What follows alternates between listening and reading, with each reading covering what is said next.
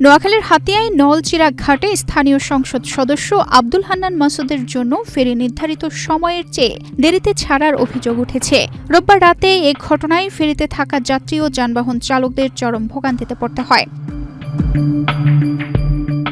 স্থানীয় সূত্র জানায়, বিকেল ৫টা ৪৫ ফেরি মহানন্দা নলচিরা ঘাটে পৌঁছায়।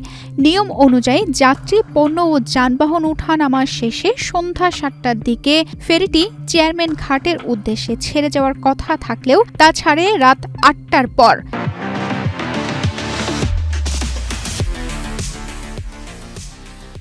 যাত্রীদের অভিযোগ, এমপি আসবেন জানিয়ে দীর্ঘ সময় ফেরিতে যানবাহন উঠতে দেওয়া হয়নি।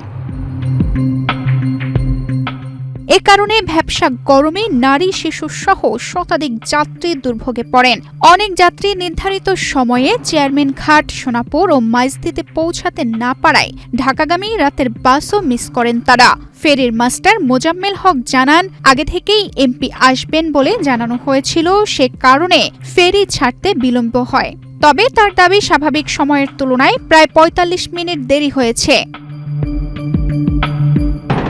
অন্যদিকে সংসদ সদস্য আব্দুল হান্নান মাসুদ অভিযোগ অস্বীকার করে বলেন, একটি স্বার্থান্বেষী চক্র ঘাটে কৃত্রিম যানজট ও বিশৃঙ্খলা সৃষ্টি করে সাধারণ মানুষের ভোগান্তি বাড়িয়েছে। রাজনৈতিক উদ্দেশ্যে বিষয়টি ভিন্নভাবে উপস্থাপন করা হচ্ছে বলে তিনি দাবি করেন।